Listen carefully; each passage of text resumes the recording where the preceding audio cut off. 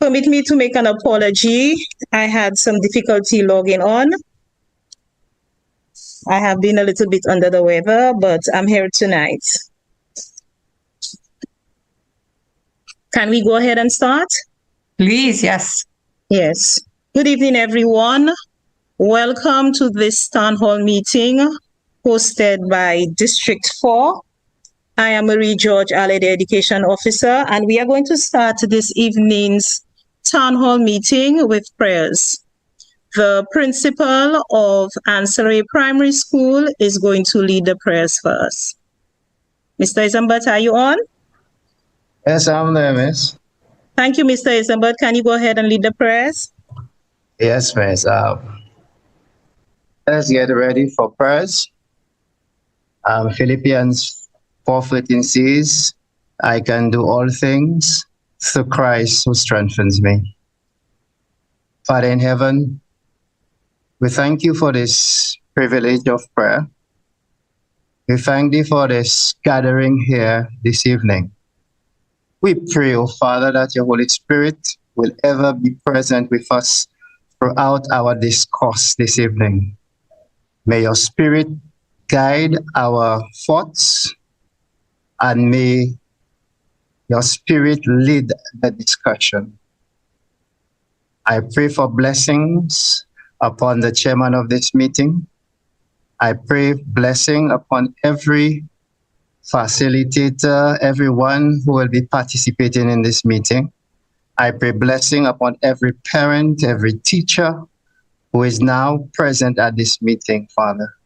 We ask, O Lord, that you continue to bless St. Lucia as we review the Education Act, Father. Help us to participate, that our discussions will be meaningful, and at the end of it all, whatever the act is will be for the benefit of our students and by extension the entire country of St. Lucia. May you continue to guide, may you continue to protect us. And when time shall be no more and your kingdom shall usher in, help us by then, Father, would have all surrendered into your hands. In Jesus' most wonderful name we pray. Amen. Amen. Thank you, Mr. Isambert. Good evening again, everyone. We have with us Mrs. Paula Cook McKinnon. Sorry about the pronunciation. We also have Miss Edith Emmanuel on the call with us this evening. Let me say a special good evening to all the schools in District 4, the parents, the teachers, the principals in District 4, Ancillary Infant, Ancillary Primary, Roseau RC Combined, Stanley John Odler Memorial Secondary School, Lapamengo Combined School, Cicero RC Combined, Lady Gordon Opportunity Center, Cicero Secondary School, Odsa Combined, Bexar Infant, Bexar Primary, Labe ESDA Primary, Millet Primary. These 13 schools make up District 4, and we are supposed to have the parents from these schools here, the students, the teachers, the principals. Also, we are supposed to have community members from the Ancillary Primary School. We should have a town hall meeting there. We should have parents, community groups in there. Millet at the Millet Resource Center, we should have persons there, as well as the Roseau RC Combined School. So we welcome the community groups. We welcome the mothers and fathers group, the youth groups, all the parents who are on this call tonight. We thank you all stakeholders for being here. And just so that you know, the Education Act is a legal document that guides our practice, all the stakeholders, the students, the parents, the principals, the education officer, the chief education officer. So this is like our rule book that we go to, but it is a legal document. And there has been need for us to review that document. So as we review the document, we have invited all our stakeholders to be part of the discussion, to know what is in the document. And so this is our legal right to let you know and our responsibility to let you know what is there. So this meeting tonight is very, very significant, and we thank you for being here.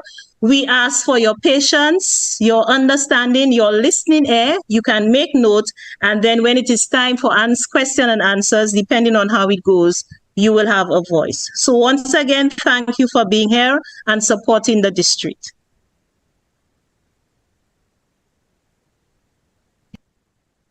I now hand over to the chair, the other chair.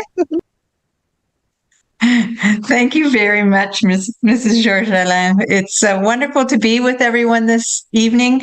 Really appreciate the introduction and the setting of the stage for this important discussion this evening. As Mrs. Georges-Alain said, my name is Paula Cook-McKinnon. I am the principal of Mind Bloom Consulting, who in partnership with St. Francis Xavier University has been working with educators in St. Lucia to develop a proposed new Education Act that we will be discussing this evening. With me also tonight is Dr. Monica Williams. And Dr. Williams has been instrumental in developing the proposed act that we are discussing this evening. And I wondered, Dr. Williams, if you would like to say hello. Good evening, everyone. Thank you, Paula. It's a great pleasure to be here. We've been having wonderful discussions in the town hall meetings, and I look forward to another great conversation this evening. Thank you. Thank you. And also a member of our team who has been very involved in the work on the Education Act is Mrs. Fortuna Anthony, probably no stranger to many of you, former Chief Education Officer from St. Lucia.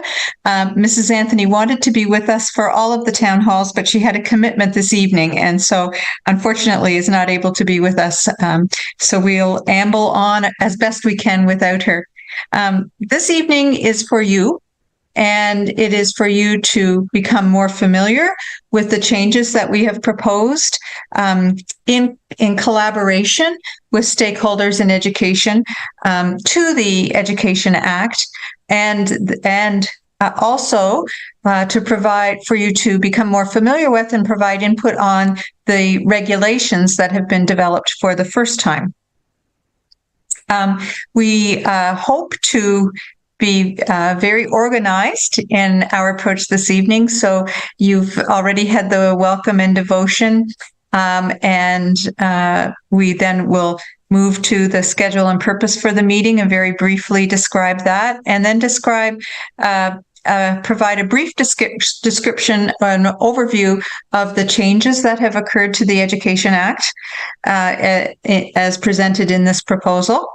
And then we will provide, again, a brief overview of process and then move to the features of the Act. And we want to do that and finish that piece in about a half an hour, because we want to really allow a good portion of the meeting for your comments and questions and concerns. That's what these town hall meetings are designed for, and we really are looking for you to provide your thoughts on sorry, just 1 second, and your thoughts on the on what is before you for your consideration.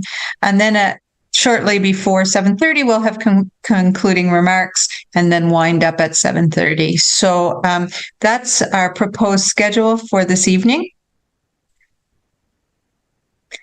And the purpose of these meetings is to really describe and review the enhancement of the Education Act from 2005. So your Education Act, the bulk of the Education Act was developed in 2004, 2005. So we're approaching almost 20 years, 18 years since that act, and a lot happens in education over that period of time. So it is time for a renewal of the Act, and we are absolutely delighted to be involved. We're going to discuss with you the core features of the Draft Education Act and regulations. We want to listen to your priorities and hopes for the Draft Education Act and regulations. We're going to record your questions and comments, and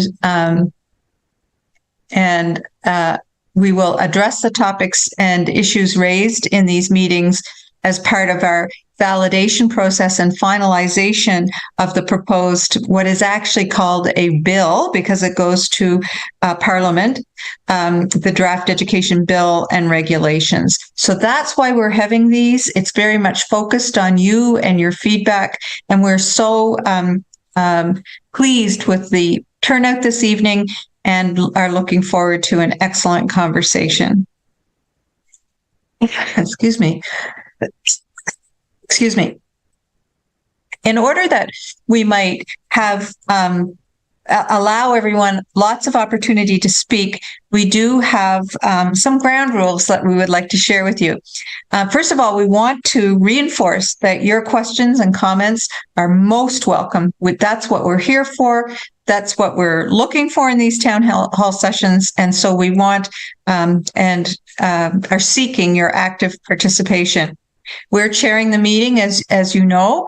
I will be doing much of the facilitating this evening in terms of discussing the Education Act. Dr. Williams is going to keep me on the straight and narrow, making sure I don't veer off anywhere, and that I keep things accurate and complete.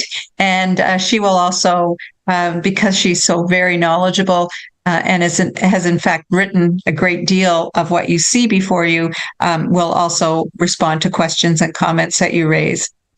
We will try our best to start and end promptly. Comments can be put in the chat box, and you can also raise your hand if you would like to speak. So whatever way you're most comfortable with is totally fine with us.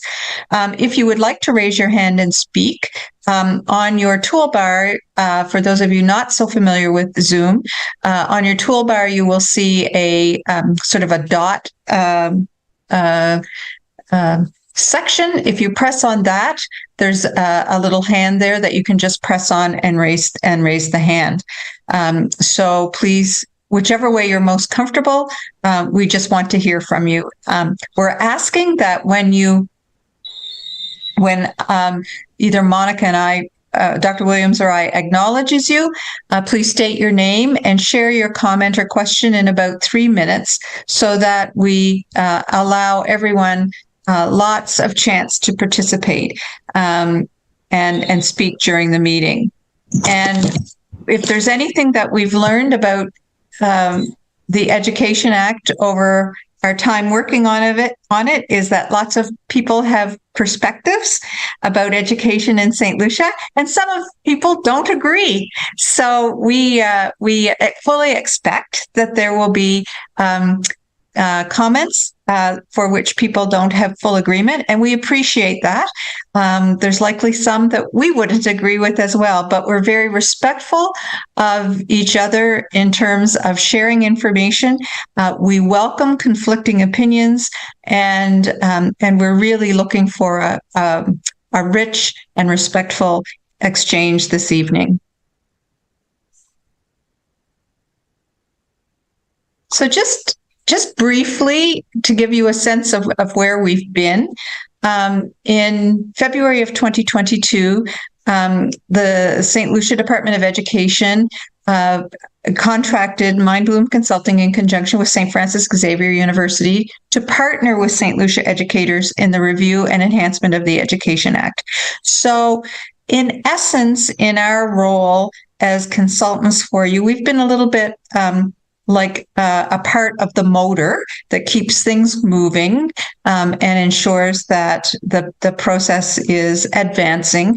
And we've had incredible support from Mrs. Edith Emanuel, who's been from the Equip office, who has been supporting this as well. So in this case, we have two motors, Mrs. Emanuel and our team.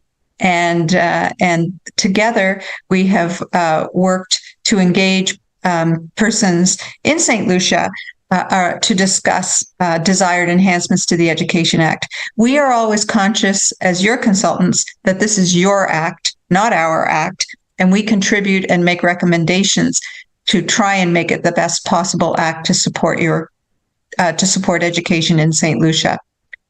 The review was undertaken because the existing Education Act is from 2005, as I mentioned earlier, and the department wants to ensure that the Education Act meets the needs of a modern education system now and in the future. So we all know that education is changing rapidly, and it's important that the Education Act, which is the Constitution or the foundation and the legal framework for education in the country, also changes and is modernized to ensure that it supports the type of education that you want.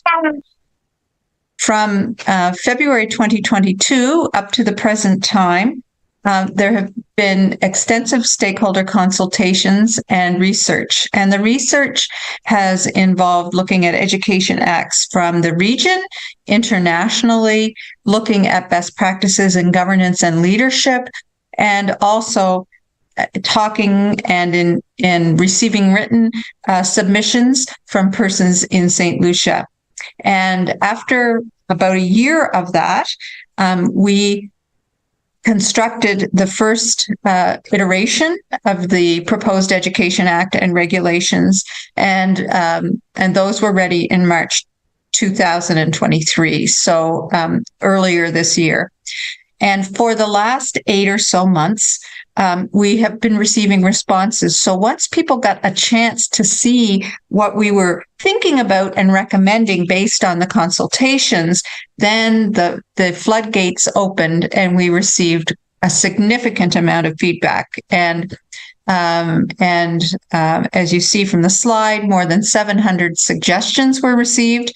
We reviewed every one of those suggestions, and we determined how those suggestions would or would not be incorporated into the revised Education Act and regulations, keeping in mind that some of those suggestions were in conflict with each other. So we've received significant input, and what you see before you tonight is the result of that. And now we have this opportunity for these town hall meetings to describe for you the Education Act, to provide you with the opportunity to access the revised Act and regulations, the proposed revised Act and regulations, which are available on the Ministry of Education website and also on the EQUIP website. And I believe that the link will be provided in the chat, and provide an opportunity for you to contribute to the validation and finalization of the draft Education Act and regulations that will eventually be advanced through Parliament. So what has changed, and what is it that we have determined would be important to include in a new Education Act? So first of all, the new Education Act has a real student-centered vision, starting from what they call the long definition of the long title of the Act, which says that that education is child-centered. It's a holistic approach to education, and it's based on international best practice. So actually moving the Education Act more towards focusing on the learner and less and away from focusing on the structure and the buildings and those sorts of things. And so that transcends through all of the Act. We've endeavored to, wherever we're writing or enhancing, to make sure that the focus of those enhancements are the learner experience and the learner. Also, in the Education Act, there's a section that is called interpretation, and we added a significant number of definitions to that interpretation section and updated the language. So some of the definitions were outdated and others were just not there. So things like alternative education, online and blended education, psychosocial support, the special education needs, inclusive education. There were many, many definitions that did not appear in the 2005 Act that stakeholders with whom we came in contact felt would be very important to include in the new interpretation section. So that's been significantly expanded to try and capture the elements of education as they exist today. And as I mentioned, a focus on holistic education that supports student learning and well-being. So the focus is moved away from so much of learning and repeating and memorization to a holistic approach where students are learning both, are learning content, skills, and values so that they actually can apply what they've learned in their real life situation. So many of you would have heard about knowledge, skills, and values. That's what we have endeavored to incorporate here in describing education and also describing the national curriculum that supports education. The proposed revisions also refer to universal access to education. That means persons can access education. It's a right to access education. That that mandatory education should be free from tuition, and that all those should be eligible to participate and protected from discrimination. So that could be discrimination based on race, religion, gender. Everyone should be able to participate in education. Also, in addition, which was extensively advocated for from numerous stakeholders, is a new council on special needs education and inclusive education to ensure that every student has the opportunity to succeed and that the education system supports each student so that they can succeed.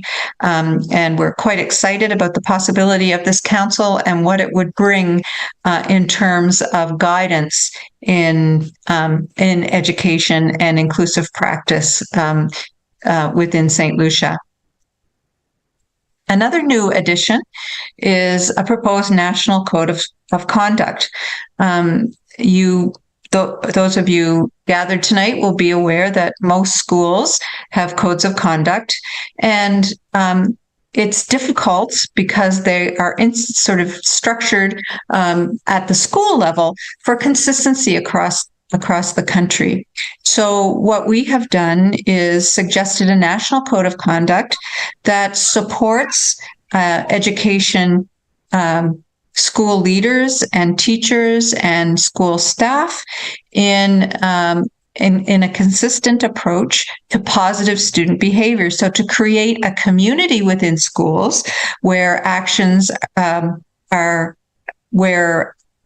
is considered to be of a positive nature. So to describe positive behavior and what it looks like and have the community agree that this is positive behavior, and then provide the community with standards and guidelines for what is misbehavior and how to respond to that misbehavior. And when misbehavior occurs, to give options for responses that for them are in some cases very educational in nature. So they might be counseling, they might be some kind of mediation to share, restorative justice, and not, while there's still opportunities for what we would consider to be more punitive approaches, we are also looking at educators providing constructive things so that, because schools are places of education. So we want the responses to misbehavior to also be that of education whenever possible. The other thing that the National Code of Conduct does is provide principals and teachers with greater authority when misbehavior occurs, and I'll speak to that in a moment. Also, the new compulsory age for school is proposed to be 3 to 17 years old of age. So 3 to open it up to early childhood education, and then 17 on the other end. Previously or currently, the compulsory age is 5 to 15. And again, recommendations from numbers of stakeholders indicated that 15 was too young, and that 5 was too old. And so we've recommended an expansion.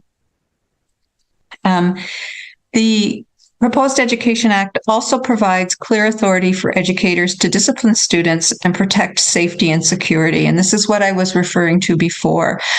We heard from school leaders that they didn't always feel comfortable or know the extent to which they could intercede with students when they felt that those students were threatening the safety and security of others in school. So now we've recommended the expansion of the authority for principals, vice principals, and teachers to discipline students and protect safety and security. And that also includes a process for search and seizure. So if it is believed that a student has something that would harm others, for example, a weapon or drugs, then it provides the educators with the right to search the students or search their lockers and seize what is there so that it can be dealt with accordingly. Now, we know that educators need also to work with the police, but sometimes it is not the police cannot respond on a timely basis when safety and security is threatened. And based on the feedback that we received, we felt that it was very, very important to empower educators and make them feel more comfortable in managing the school environment. As I mentioned, in terms of the definitions, new types of education have been added, including alternative education, which is very important because in terms of the student-centered approach to education that the Act is supporting, we want to make sure that all students have a pathway to achieve success. And that pathway may not be what we would consider to be the traditional academic pathway, but it might be more of a technical or a artistic or a sports supported pathway. But we want them to be able to achieve the outcomes that we're hoping for in education using the path that is of greatest interest to them and the one that will permit them to be most successful. We've also included online and blended education. Obviously, that has become very important since the pandemic, and we recognize that has to be included in an Education Act in order to facilitate not just responses during pandemics or perhaps disasters, but to enable education to occur in the most effective way based on the good pedagogy at the time that it's being practiced. So the Education Act, obviously, the new Education Act will last for a long time, and we're trying to anticipate the type of teaching and learning that will occur in the future and ensure that the Education Act can support it. And finally, there's clearly defined rights, duties, powers, and responsibilities for those in the education system. And there are now duties and responsibilities with regard to planning for disasters, planning for school response in times of situations that where school cannot be continued in the normal classroom environment. And those rights, duties, powers, and responsibilities don't just apply to educators, but we've included learners and students, learners and parents and families and their responsibilities to ensure that every learner has the opportunity to succeed. So these are significant changes that we have proposed to move the Education Act forward, and we are still open to changes. That's why we're having these town hall meetings. But we wanted to highlight for you some of those changes that have occurred over the last 2 years.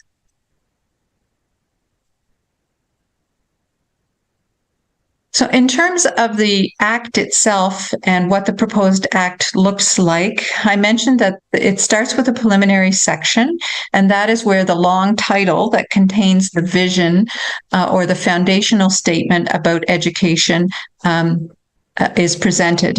And then there are the interpretation and the definitions and an expanded purpose for the Act. So we also added sections in the purpose to include key principles such as high quality education, holistic, universal access, and the importance of lifelong learning. So those are now included in the purpose in the preliminary section.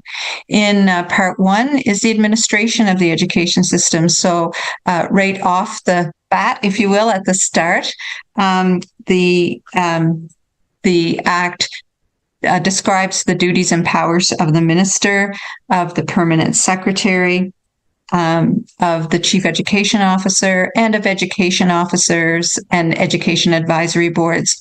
Education officers are there for the first time because of the integral role that they play in education. And the section clarifies duties and powers in a consistent format so that you as readers of the Act should be able to understand very easily what is expected of those who lead the system. And included in the minister's power, an addition, is to provide psychosocial support, which is also defined in the Act. But this psychosocial also reiterates the importance of holistic education and the need for learners to have psychosocial support as part of their education experience. Part two describes the stages of education and the types of schools. And so it described in this section, early childhood education has been added. And the types of education include adult education, alternative education, blended education, continuing and distance education, inclusive education, special needs education, online and technical and vocational education, and really reflect the flexibility that we believe is necessary in a modern education system. And as I mentioned previously, several of those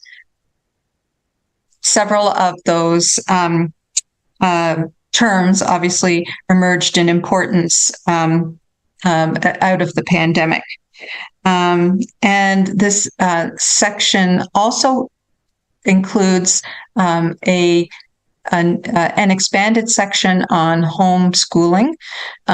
We heard extensively that there needed to be greater guidance in terms of homeschooling and in terms of inspections of what is happening in homeschooling. And so that section has been expanded, and we have also added special needs education and inclusive education.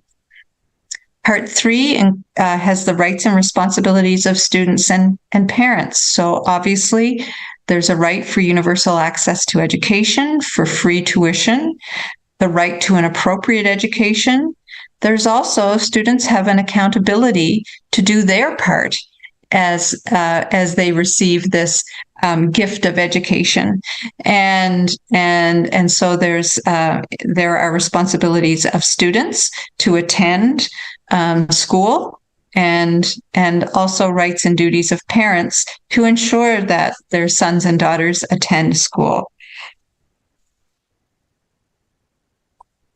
Part 4 is admission, attendance, and records.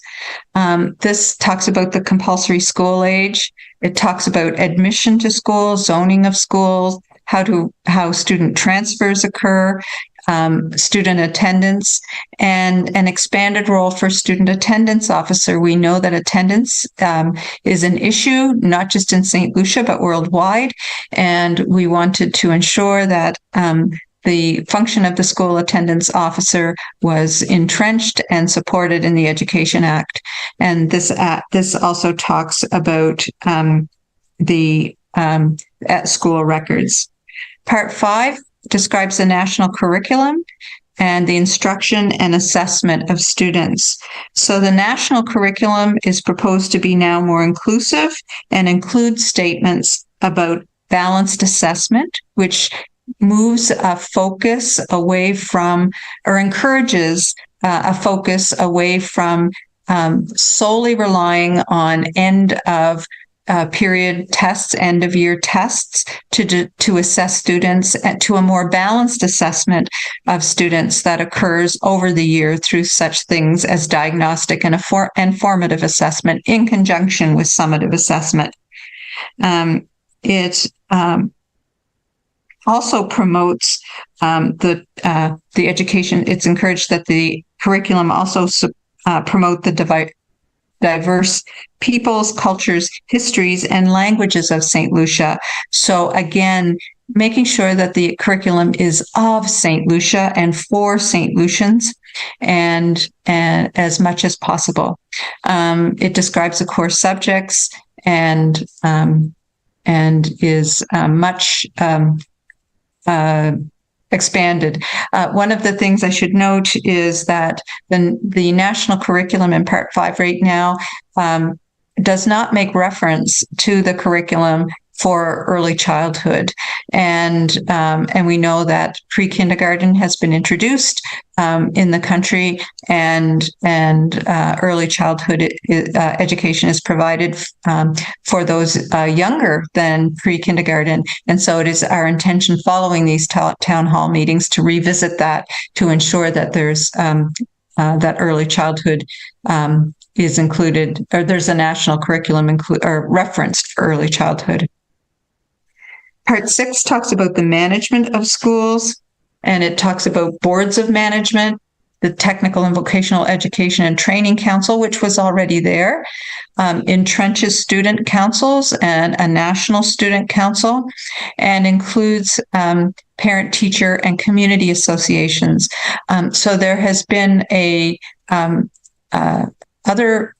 another group, including educators from St. Lucia, who have worked on the best structure for parent and community involvement in schooling.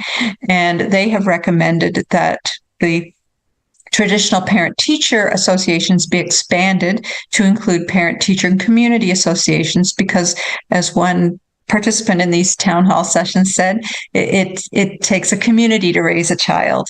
And so there are many people in the community who can be very supportive and integral and play integral roles in education. So we have included in the Act these parent-teacher community associations. Part 7 refers to the National Code of Conduct that I have spoken about earlier, and school rules and disciplines. And so it talks about positive approach to student behavior and creating positive school environments. It talks about disciplinary responses to student misbehavior, including suspensions, which could be in-school suspensions. I mentioned search and seizure, and there is also a right to appeal described in this section. Section 8 talks about the rights and duties of educators. So the duties of principals, vice principals, teachers, and for the first time school guidance counselors. Again, we know the importance of guidance counselors in the support of education, and their role has now been articulated in the Act to recognize this. Part 9 is the St. Lucia Island Scholarship. It says scholarship singular, but it really applies to however many scholarships Cabinet deems to award in a particular year. And so it relates to the value of the scholarship, how to qualify for scholarship, how the conditions under which a scholarship would be forfeited, bonding of scholarship recipients, and the awarding of grants and bursaries. Part 10 provides an important avenue for parents and others to challenge education decisions. So it clearly outlines how appeals will occur and sets out the process for those appeals. And there's a miscellaneous section in the Act that covers, that ensures that there's an annual report on the performance of the education system every year. It also has a section on contagious disease, on closures of schools, loitering on school premises, having vendors on school premises, and then references the regulations and repeal. So that is just a very quick overview of the Act. Dr. Williams, is there anything that you would like to add? No, thank you, Paula. That's great. Thank you. Thank you. So now it's your turn. So we would very much like to entertain any questions, comments that you would have, any inputs that you would like to share about the proposed Education Act. And the floor is open for anyone. Please don't hesitate to put a comment in the chat or to raise your hand, and you will be acknowledged so that you can articulate a point that you would like to make.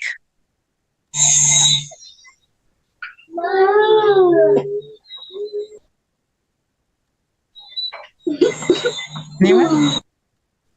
Paul, I think we had a hand up from Melissa Griffith. Okay, please go ahead.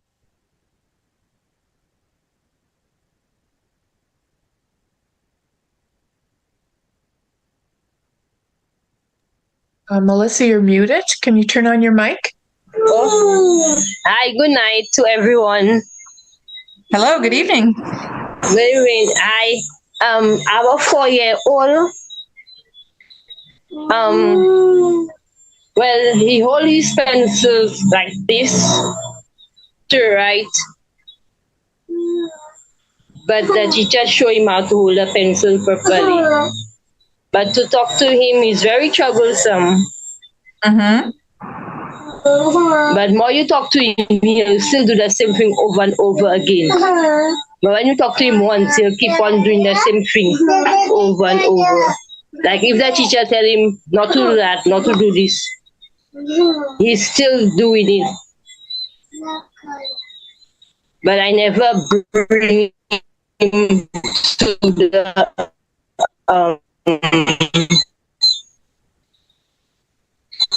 to the church up in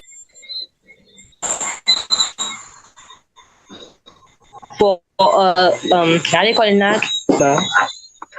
Right. To show him how to tuck his shirt and his So you're but breaking. I didn't bring him. You're breaking. Yes, you're breaking up a little bit, but is your child is in an early childhood center now? Attending an early childhood center now? No, but my baby used to go to La Clary. Mm-hmm. That's just by Vulbouteille there, by the Vulbouteille school. Yes. So I think the the intention with the But I education. told them about him. Yes. Paula, may I come in here? Yes, please go ahead. Yes.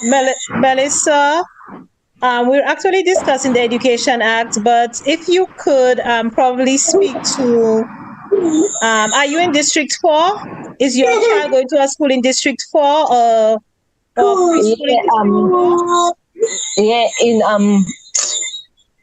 I think in Bexar. Okay. So we will be able to help you. Bexar This is infant. okay. So you can speak to the principal. Have you spoken to the principal? Well, she told me about that, but she told me they have to come to the school. Okay, so we can discuss that. Maybe you can come to the district office. I don't know if you know where the district office is on the Goodlands Road, and we can see how we can assist you. But we really want to look at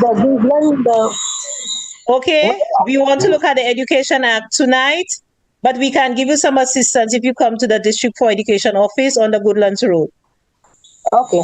All right, thanks. Thank you for raising that. And Damien Rene, I think you have a question or a comment? Yes, hello. Sure, system of education, and the regulations really are a bit of the how-to guide. And St. Lucia drafted regulations to accompany the 2005 Act, but they were never advanced. And what we found as part of our review is that educators had developed policies and practices, but they weren't drawn together into this guide to using the Act. So again, we would encourage you to look at these regulations, which will be new, and to consider how they will help guide education moving forward. So again, the regulations are more detailed, obviously, than the Act, and provide greater guidance to the interpretation and implementation of the Act. The regulations start with a preliminary section, which ties the regulations to the Act, because of course the two have to relate. And then in the administration of schools in the regulation, this is where the school year is described, the school day and school calendar, the school vacations that are acceptable in St. Lucia, how school timetables would be established, school admission, school registers, when textbooks would be selected and reviewed, student assessments, again, more detail around balanced assessment, and information on zoning. So you can see, whereas the administration of schools in the Act talked about those who are responsible for the administration and how it's structured, this actually provides detail on when education occurs, how it occurs, what resources are available, and those sorts of things. Part 2 is the national curriculum, and the national curriculum also is referenced to a schedule in the regulations that describes the national curriculum. And this is where the specific wording around honoring the languages of St. Lucia appears. And it includes an alignment with the new national qualifications framework and describes the primary and secondary curriculum. And I think we have a hand up. If you'd like to go ahead, please go ahead. Yes, hello, good evening once again. I would like to find out what exactly informed the changes to the section of the Act dealing with the rights and responsibilities of teachers. I noticed there have been significant changes in that section. Would you mind explaining what informed these changes? A lot. First of all, stakeholder feedback was key, and also looking at other rights and responsibilities from other acts and the current research on teacher responsibilities. Monica, would you like to add to that? In terms of the rights and duties of teachers, we've also had ongoing consultations with different groups throughout this work. And one of the groups that we've consulted with on several occasions is the St. Lucia Teachers Association. So we've taken input from stakeholders, and as Paula said, research and review of other legislation, other education acts, and through all of that process, drafted the rights of educators and the duties of teachers. Okay, and to what extent was there consultation of the body of teachers? I understand you went through the Teachers Association, but was there engagement with the schools and the teachers on at the bottom, at the ground level? So we actually we've had quite a bit of interaction with the St. Lucia Teachers Union. The St. Lucia Teachers Union actually worked to try and arrange meetings throughout the country, and then rather than doing that, invited us to attend a conference. We've also had town hall session, or not town hall sessions, but consultation sessions where teachers and schools were invited.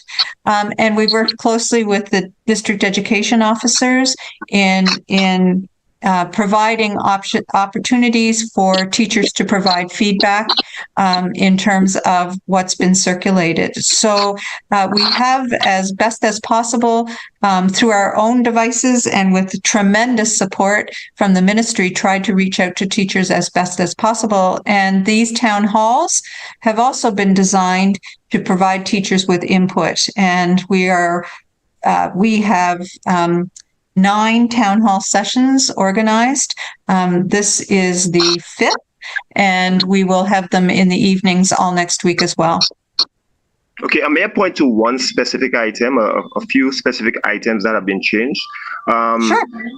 One of those from the previous act says, teachers have a right to be protected as far as reasonably possible from molestation, abuse, assault, and battery in the process of carrying out assigned professional duties, whether within or outside the school, if the teacher is engaged in authorized activities.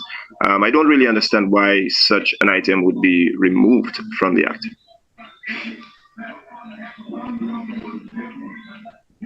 Well, thank you for sharing that. And I'm keeping some notes, as is Paula. And to your point, I see in the chat box, several other people have asked about teachers losing the right to be treated fairly. And so we're making notes, we're recording everything. So we will follow up on that because several people have raised that as well. So we will certainly check into that further. And this is why the town halls are so important, so that we can have these topics raised and we can do further follow-up.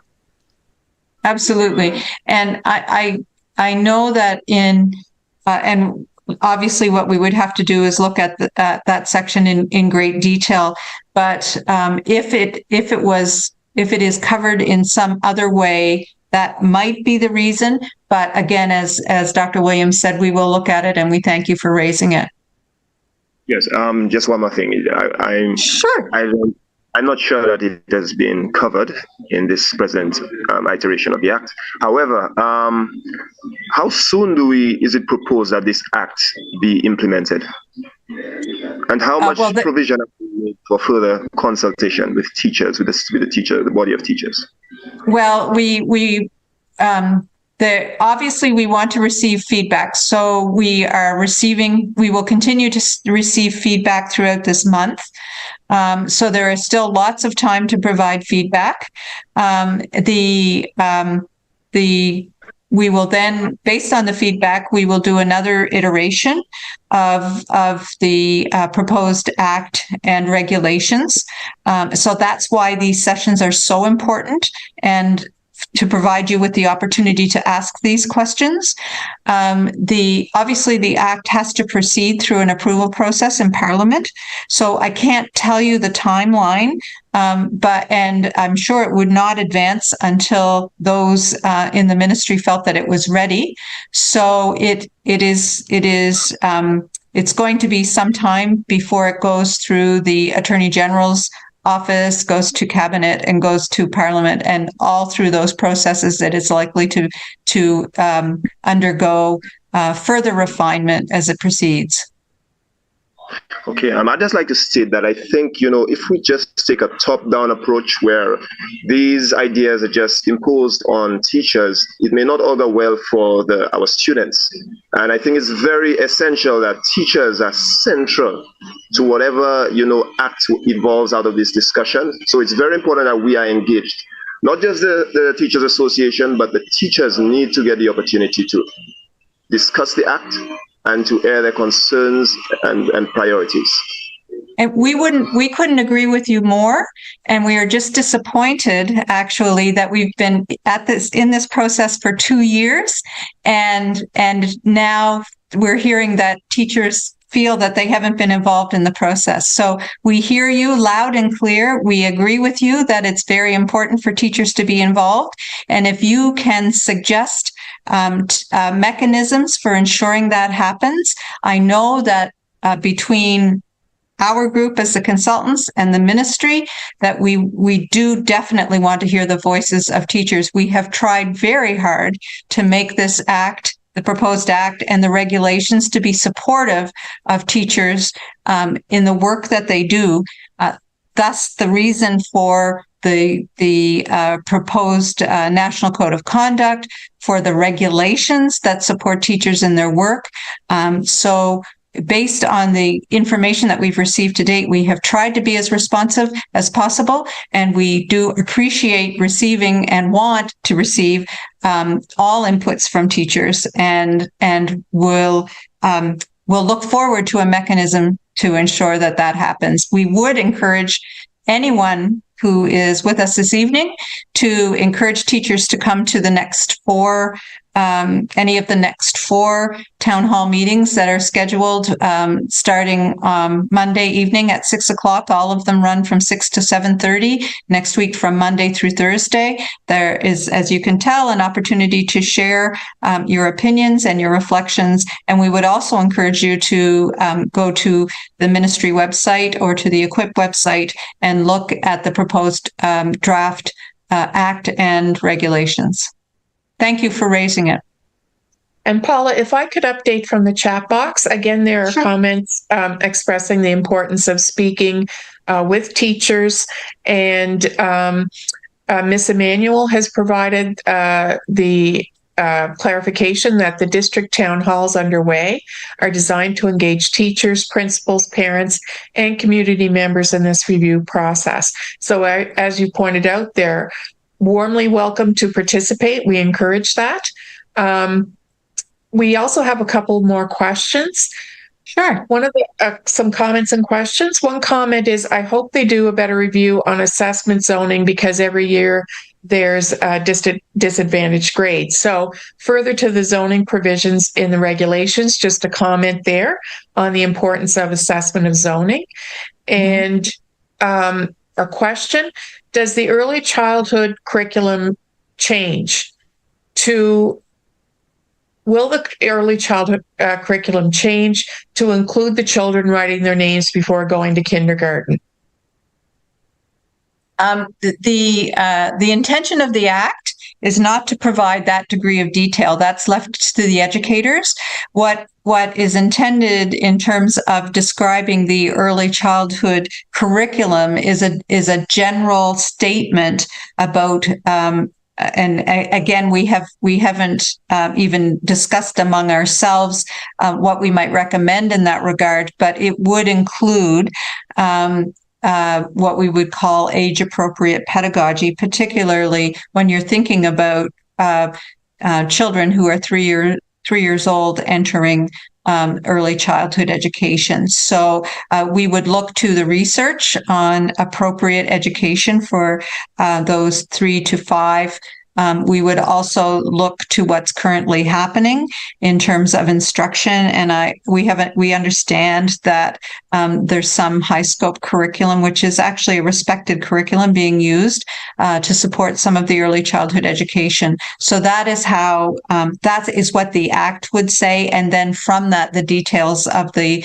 actually that would be likely more the detail that would be described in the regulations, and then that would be developed into programs by professional educators for children.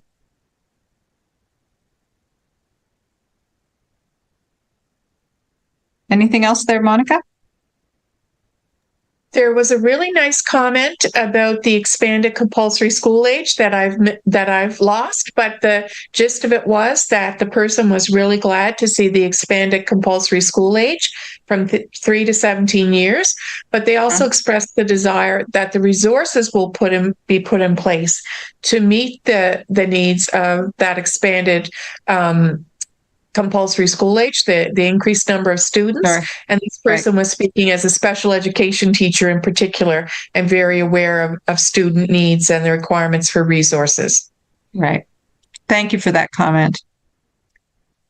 I'll just go on quickly with the overview of the draft regulations. Part 3 refers to the management of schools, and it talks about the management of public schools, assisted schools, private schools, homeschooling. Again, this is expanded from what was previously what appears in the 2005 Act. Well, it wouldn't have appeared because there are no regulations, but so it provides greater detail about homeschooling. It also outlines what happens during school visits and inspections, and Schedule 7 that is associated with Part 3 actually serves as a guide basically about what actually occurs during visits and inspections. So again, detail related to what appears in the Act with regard to school visits and inspections. Part 4 talks about councils and associations. So this is greater detail on student council, national student council, parent-teacher community associations, the National Council of Parent-Teacher Community Associations. So actually describing those structures in more detail. And Part 5 refers specifically to the proposed National Code of Conduct. And there's a detailed schedule associated with that part that includes the purpose of the Code of Conduct, the guiding principles, the standards of behavior, standard for appropriate dress. So those are all the positive elements. What is it that we do to create a positive and respectful learning environment? And then it goes on to describe categories of misbehavior, acceptable and unacceptable responses to misbehavior, and describes the roles and responsibilities, the roles of students, the roles of teachers and school leaders in maintaining a positive school environment. Part 6 talks about disciplinary complaints, how they're heard, the responses, and the results. So it actually describes that process in detail. And then Part 7 describes the appeal process, how it goes, what the process of appeal is, when the hearing occurs, and how the decisions are communicated. And then there are at the end of the regulations, there's a miscellaneous section that includes the schedules and forms. So that's where Schedule 5, 7, and 8 appear. That's where applications appear, and any other schedules that the ministry wants to make sure are included in the regulations. So that is what has been proposed as the regulations, and I've tried to describe for you the detail with which they actually add some detail around the structure of the Education Act to give teachers and school leaders and leaders in the ministry guidance as they go about their work in education and interpret the proposed Education Act.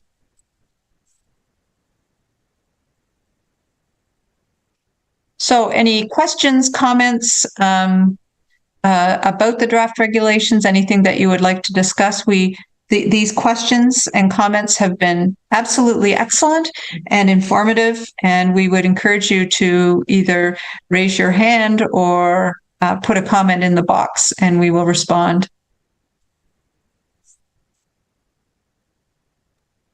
There are no new comments or questions right now in the chat box, Paula, but I'm keeping an eye on that. Okay.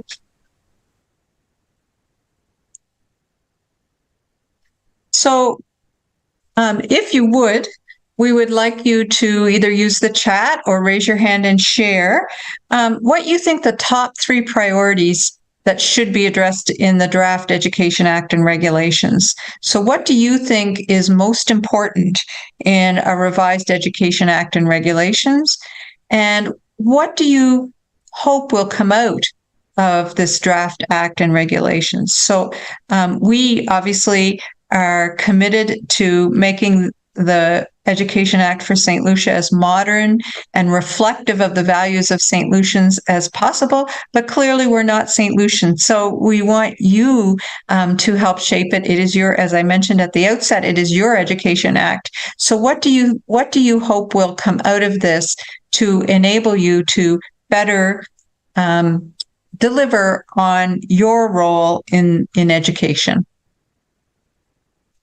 give people a chance to either put comments in the chat or to raise your hand.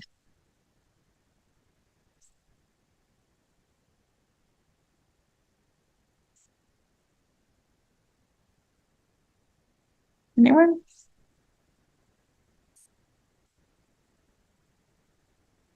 Okay. So please don't hesitate to add that. So I have alluded, go ahead, Mr. Rene.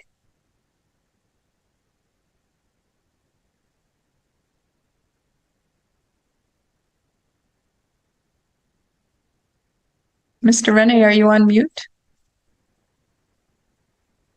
While we're waiting, we have a comment in the chat box, a couple of comments now, Paula. Okay, good. I'm hoping that the missing rights of teachers will be reinstated. That's one. And a policy on the provision of resources for schools. That's another.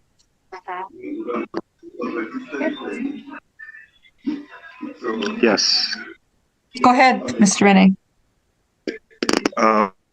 Yes, I was saying, I know many teachers probably not like the idea of comparing students to a product, but I think we can use that, that allegory, product, because what we have to ask ourselves, what is it we intend to produce before we can decide what it is, our priorities are. What is it that we are trying to produce? What sort of student? What is the ideal St. Lucian student or St. Lucian person? I think we must have this vision before we can decide what exactly is a priority. But I have my own ideas about what the ideal St. Lucian student is. And I think I don't have a list of 3, but I think we need people who have a sense of self and an idea, a strong sense of identity. I think that is one of the things that is very important in the ideal student. I think we need an education that reflects our values, but not only our values, but also our aspirations as a people. And our aspirations are unique, and they would not be identical to those of the US or Europe or anywhere else. We have unique aspirations as a people, and I think it's imperative that we actually meditate and decide what our aspirations are as a people. Where do we want to see St. Lucia in the next 20 years? And it is this sort of vision that will shape any policy to determine what sort of student we want to create. So we need to have this sort of vision, this idea of what it is we are expecting or we intend to create in these students. Yeah. Thank you. That's very thoughtful. Thank you. And we have some more comments in the chat box, Paula. Great. Other priorities, safety and security, inclusivity and diversity in assessments. Inclusivity and diversity in assessments.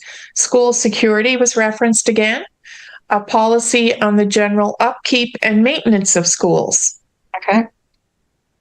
Also, adequate resourcing for special education schools, especially specialists. And someone wrote in effective disciplinary actions for students and rights of students.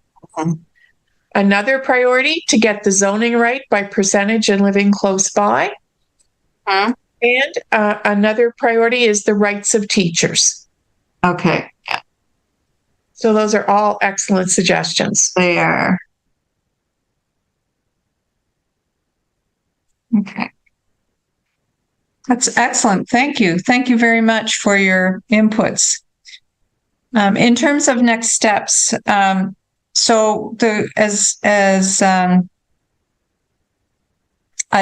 just saw the comment, teachers need to be appreciated yearly and quarterly. I would add daily. So yes, teachers have difficult jobs and increasingly difficult jobs in a complex society, and we do need to absolutely make sure that they are appreciated and supported in their work. The next steps, the questions and comments raised this evening and at each town hall meeting are being recorded. You know that this meeting has been recorded and analyzed to identify the main topics and issues that have been raised by those attending. And these topics and issues will be addressed in another iteration of the proposed Education Act and regulations. And then we will submit as your consultants. That will complete our role in the development of the proposed Education Act and regulations. But there are persons in St. Lucia who will ensure that it continues to move through the process of approval and eventually approval by Parliament. So these town halls meetings are very, very important to us to ensure that the draft Education Act and regulations reflect what you hope for as St. Lucians in the Education Act. And I think the points that have been raised this evening are very important, and we certainly will duly consider them as we look at further amendments to the proposed act and regulations.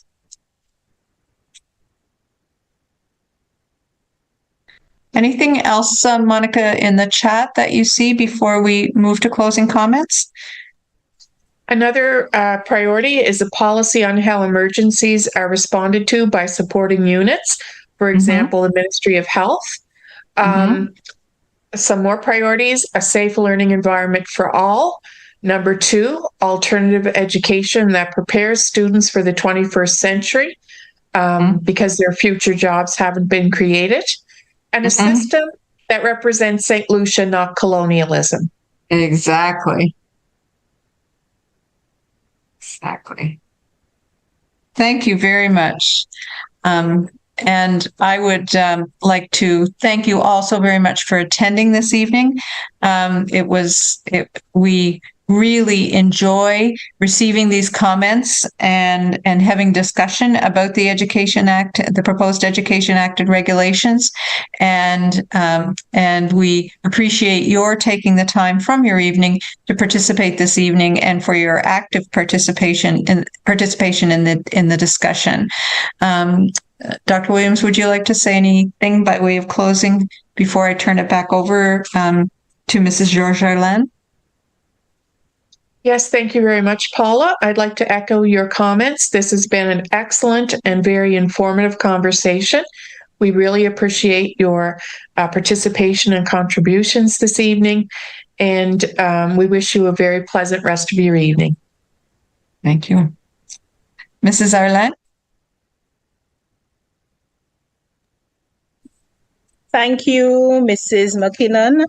Thank you, Mrs. Williams, for a very interactive presentation.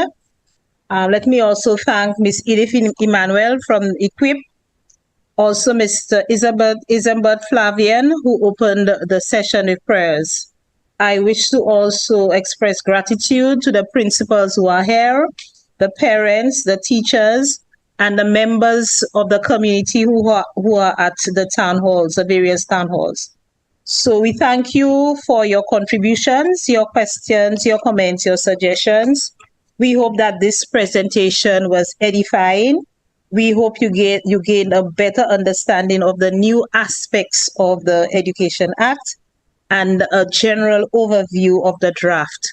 We encourage you to follow the link and to do some further revision. And hopefully you will be able to join in at another town hall meeting for more clarification. So thank you for taking time out of your evening where you could be relaxing, watching news with your family, but you saw the importance and the significance of being here tonight. And we really, really appreciate this. Thank you, everyone, and have a good night. Thank you. For those of you in center, safe journey home. Thank you. Good evening. Good evening. Thank you. Good night. Good night.